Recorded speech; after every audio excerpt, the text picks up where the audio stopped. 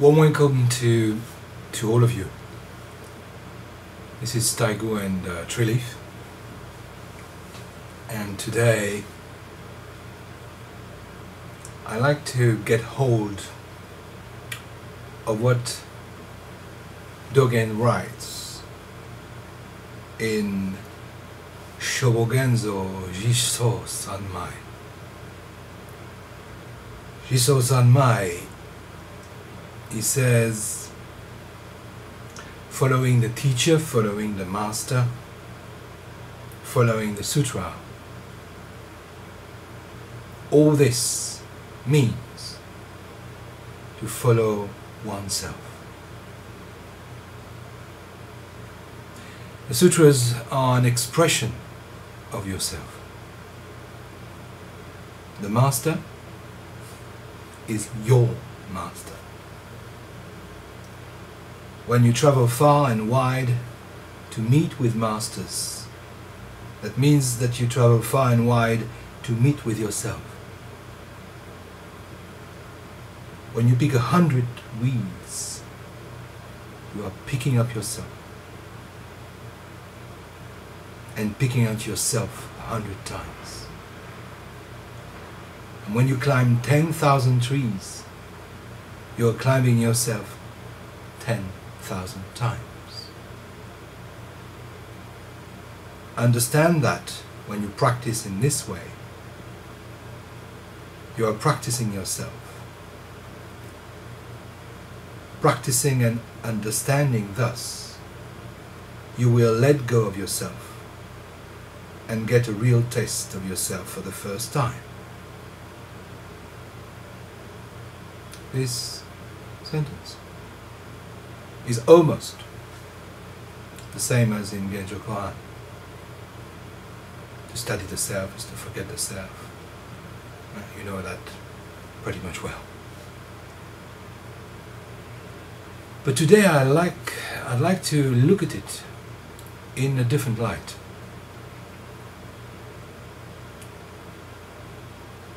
Zen somehow is popular in the West these days.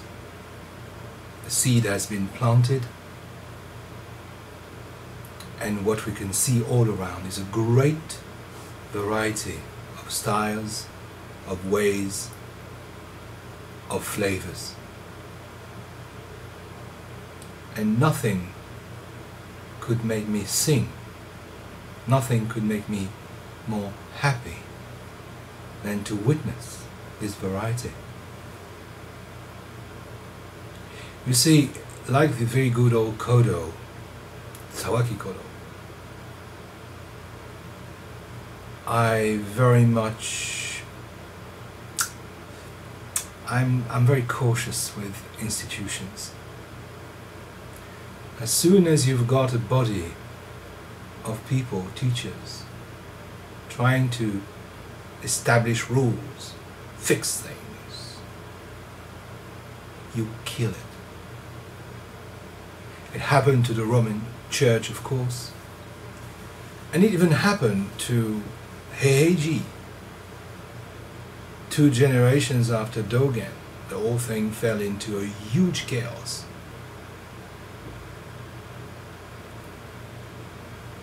We need variety.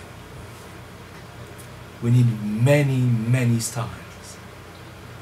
This is the richness of our tradition. So some might just very much go into the monastic thing, and some other very, very, into the world and refusing to even wear the kesa. Some may think neither monastic nor lay people, a bit like here in Treeleaf, priest and non-priest. But that variety is precious.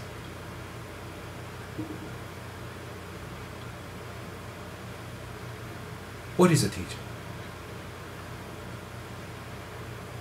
As Dogen points out, the teacher is nothing, nobody but yourself.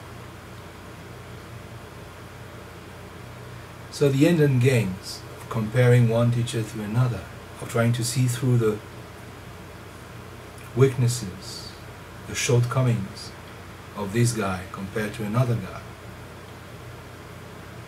It's good exercise if you think that you are looking at yourself. Of course, pick up any teacher. I mean, we are basically 40. We're not perfect. Far from it. We can have moods, tempers.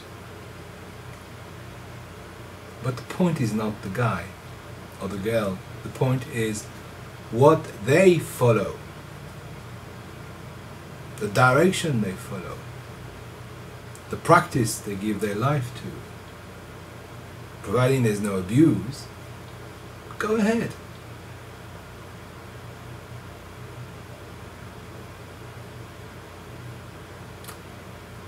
The point I want to make is that the magic belief that somehow the teachings, the sutra, the practice might get you somewhere, somehow different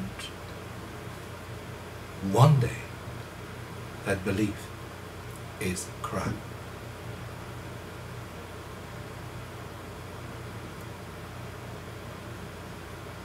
The sole purpose of the teachings, the sole purpose of the sutra, the sole purpose of this practice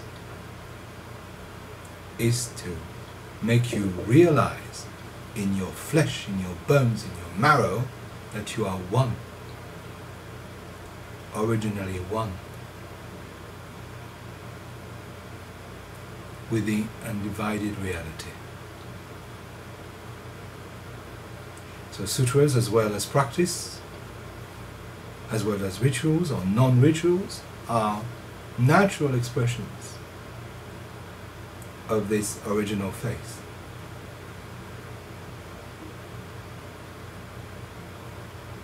In other words, we don't sit to become Buddha, but in sitting, we let Buddha be. So, there's room for Zen with a punk flavor. Great. There's room for Zen with a kind of psychological twist. Great. There's room for Zen with a monastic, very deeply rooted monastic belief. Great. There's room for rebels like me. Not much, not recognized, not about, nothing. Great. There's room for everybody. Every single one of you doing his own thing is actually doing the original thing. And although you might perceive these things are as separated, different, shooting in different opposite directions, actually you all come from the same point.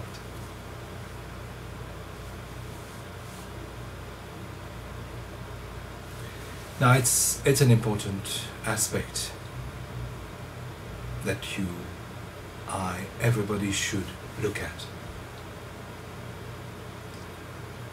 You know, every so often I look at the temptation, I should call it, of Western communities to not only to ground their practice, but to make it safe through giving it a very rigid form, a body of rules, creating trainings, monasteries, stuff.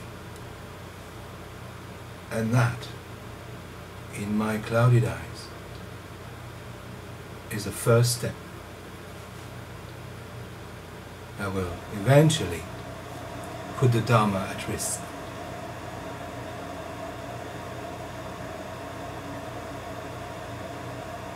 In the old days, you had to climb the mountain. In the old days, once the mountain was open, you had to sit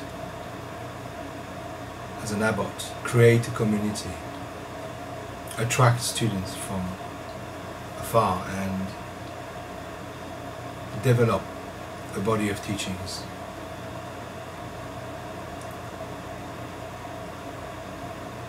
I think today we need to be able to communicate with each other, to rub against each other in a non-conflicting way.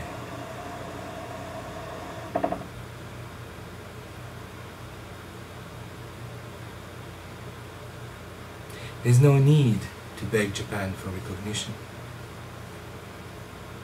There's no need to beg your teacher for transmission.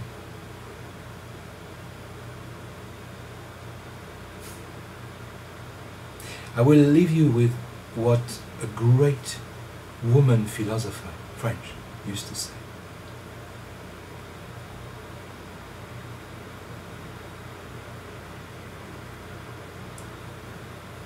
She used to say something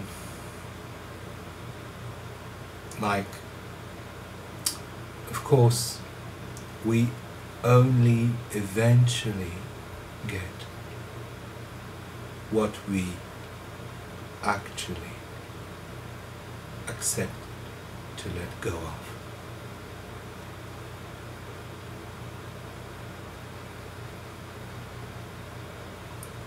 As we give up things, they become real.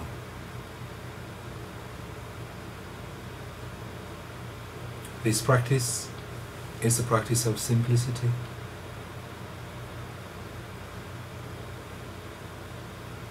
As we give up our belief systems about ourselves, others, our expectations, as we accept to just be here and now, just be. It comes alive. It comes alive. It just takes place naturally.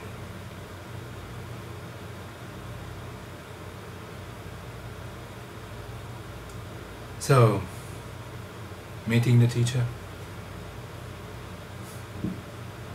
cooking the dishes, washing the dishes, going to work, picking up the weeds, or going to the marketplace.